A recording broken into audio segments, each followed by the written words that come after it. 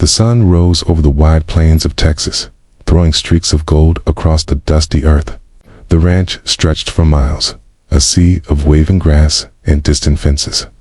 Cattle moved slow in the morning haze, and the sound of a lone horse echoed through the quiet valley. On its back road, a man who belonged to this land more than the soil itself. Cole Danner, the cowboy, everyone in Red River County knew as the one man who wouldn't bow to money. He'd built his ranch with his bare hands after his father died in a drought that nearly took everything. For Cole, the land wasn't for sale at any price, but the letters kept coming, each one printed on expensive paper, offering more zeros than he could count. The sender was a name known across the country, Montgomery Steel Enterprises. They wanted his ranch, and they wanted it bad. The oil reserves found beneath the land were enough to make anyone rich for generations. But Cole didn't care about that. He cared about the cattle, the sunsets, and the memories of the only home he'd ever known. He threw the last letter into the fire without reading the rest. A week later, dust rose again down the long dirt road leading to the ranch. Cole leaned against the fence, wiping sweat from his brow as a black car rolled in, shining like a mirror against the rough countryside. It was the kind of car that didn't belong here. Sleek, silent, and foreign. The door opened, and out stepped a woman dressed in cream linen, heels sinking into the dirt, eyes wide behind dark glasses. She didn't look like she'd ever stepped on a ranch before. Her name was Leila Montgomery, daughter of the man who'd been trying to buy Cole's land. She approached him with a faint smile. Terry, but it faltered the moment she saw the hard look in his eyes. Cole didn't say a word. Didn't offer a handshake or a greeting. He just waited, silent as a rock. She finally spoke, her voice carrying the confidence of someone used to getting what she wanted. She told him she was there on behalf of her father to make one final offer. Cole turned away, told her she was wasting her time. She followed him as he walked to the barn, her shoes crunching against gravel, voice steady as she listed numbers that could have bought 10 ranches like his. He didn't stop until he reached his horse, ran a hand along its mane, said the land wasn't for sale. Not now, not ever. Leila frowned. She wasn't used to being ignored. In her world, people listened, or they lost. But Cole wasn't like anyone she'd met. He didn't glance at her expensive clothes or her father's name.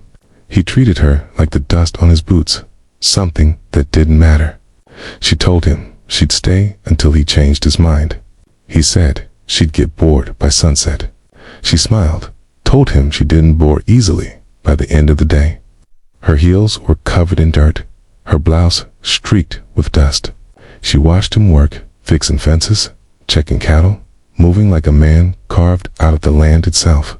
There was a rhythm to everything he did, a quiet pride that came from years of living close to the earth. That night, when he offered her a place to sleep in the old guest cabin, she accepted, though she didn't expect it to be a creaky wood shack with no power. The next morning, she found him already at work, the sun barely rising. He didn't notice her at first, or maybe he did, but pretended not to. She followed him again, this time asking questions. Why was the land so important? Didn't he want to live better? Travel?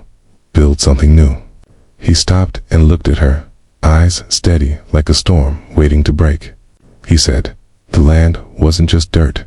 It was his father's sweat, his mother's laughter, the graves of people who worked until their hands bled. He said selling it would be like selling his soul.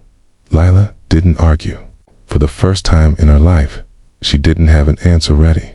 She'd grown up in high-rises and hotels, her father chasing deals from city to city. She'd never had one place that truly felt like home. That night, she sat on the porch, watching the stars. They looked closer out here, sharp and endless. Cole sat beside her silently, sipping coffee from a chipped mug. She told him she'd never seen so many stars before. He said that was because city lights blind people to what's real. Days passed.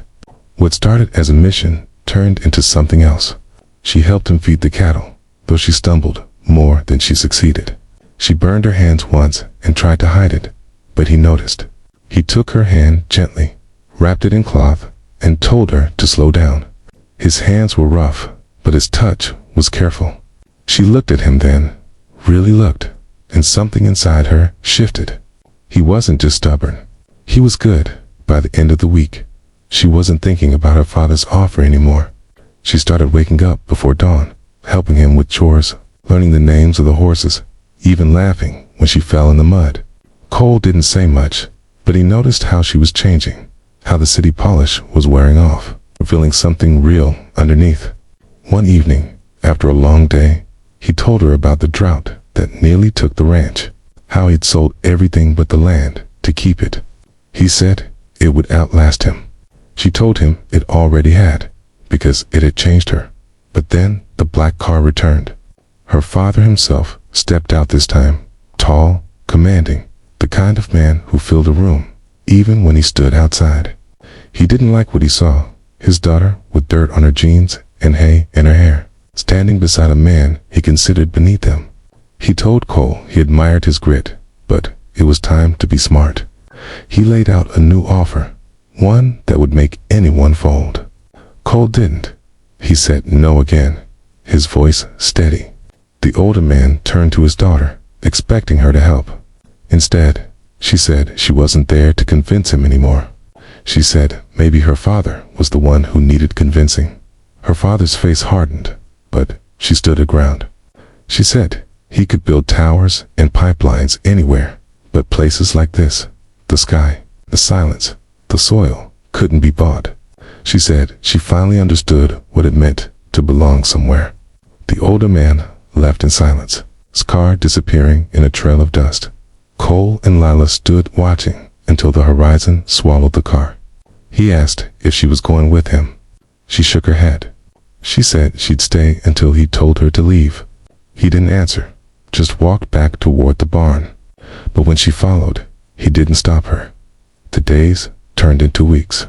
The autumn wind cooled the air, and the leaves began to fall. They worked side by side, rarely speaking, but always understanding. She learned how to ride, how to mend fences, how to move with the rhythm of the land. And one evening, when the sun dipped low and the sky burned red, she stood beside him, watching the horizon.